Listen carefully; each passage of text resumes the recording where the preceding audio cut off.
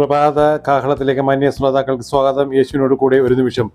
യോഹന്നാന്റെ 1-ാം ലേഖനം 3-ാം അധ്യായം അതിൻ്റെ 9-ാമത്തെ വാക്യം ഇപ്രകാരം നമ്മളെ ഓർപ്പിക്കുന്നു: ദൈവത്തിൽ നിന്ന് ജനിച്ചവൻ ആരും പാപം ചെയ്യുന്നില്ല, അവൻ്റെ വിത്ത് അവനിൽ വസിക്കുന്നു.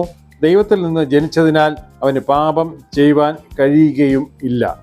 വളരെ പ്രധാനപ്പെട്ട ഒന്നാണ്. കാരണം ദൈവത്തിൽ നിന്ന് നമ്മെ അകറ്റുന്നതെല്ലാം പാപമാണ്. നമ്മുടെ പാപ സ്വഭാവങ്ങളും പാപ രീതികളുമാണ്. അപ്പോൾ ഇന്ന് രാവിലെ ദൈവം നിങ്ങളോട് സംസാരിക്കുന്ന ഒരു പ്രധാനപ്പെട്ട കാര്യം എന്താണെന്ന് വെച്ച് കഴിഞ്ഞാൽ, ദൈവത്തിൽ നിന്ന് ജനിച്ചവൻ ആരും പാപം ചെയ്യുന്നില്ല.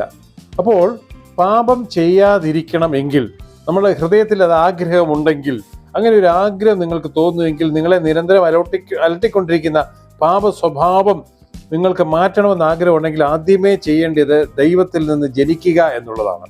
അപ്പോൾ എങ്ങനെയാണ് ദൈവത്തിൽ നിന്ന് ജനിക്കുക എന്ന് പറയുമ്പോൾ, ദൈവത്തിൻ്റെ മകനായിട്ട് മാറുക എന്നുള്ളതാണ്. എങ്ങനെ മകനായിട്ട് മാറാൻ സാധിക്കും? ദൈവകരങ്ങളിൽ നമ്മളുടെ ജീവിതത്തെ ഏൽപ്പിച്ചു കൊടുക്കുക. ഇതുവരെ ജീവിതത്തിൽ സംഭവിച്ച സകല തെറ്റുകളും ഏറ്റുപറയുക. രക്താംബരം പോലെ കടും ചുമപ്പായിരിക്കുന്ന ഏത് പാപവും കർത്താവ് അത് കഴുകി വെടിപ്പാക്കി തരും. ആ നിമിഷം മുതൽ നിങ്ങൾ ദൈവത്തിൻ്റെതാണ്. അതാണ് ഇവിടെ പറയുന്നത്, ദൈവത്തിൽ നിന്ന് ജനിച്ചവൻ എന്ന് പറയുന്നത്. അപ്പോൾ ദൈവത്തിൽ നിന്ന് ജനിക്കുവാൻ ദൈവം നിങ്ങൾക്ക് ഇപ്പോൾ അവസരം നൽകിയിരിക്കുകയാണ്. അപ്പോൾ ദൈവത്തിൽ നിന്ന് ജനിച്ചതിനാൽ അവന് പാപം ചെയ്യാൻ കഴിയത്തില്ല. അപ്പോൾ ദൈവത്തിൽ നിന്ന് ജനിച്ചവൻ അവരെ നിയന്ത്രിക്കുന്നത് ദൈവത്തിൻ്റെ പരിശുദ്ധാത്മാവാണ്. അപ്പോൾ പരിശുദ്ധാത്മാവ് ഉള്ളതുകൊണ്ട് പാപം ചെയ്യുന്നതിൽ നിന്നും അവനെ വിലക്കുന്നു. അങ്ങനെ നിങ്ങളുടെ ജീവിതമായി തീരട്ടെ. അത്ഭുതങ്ങൾ നിങ്ങളുടെ ജീവിതത്തിൽ സംഭവിക്കട്ടെ. പ്രാർത്ഥിക്കാം.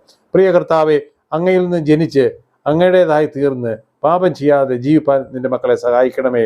യേശുവിൻ നാമത്തിൽ തന്നെ ആമീൻ. God bless you. തിരുരക്തം നമുക്ക് കോട്ടയായിരിക്കട്ടെ. വീണ്ടും നമുക്ക് കൂടി വരാം.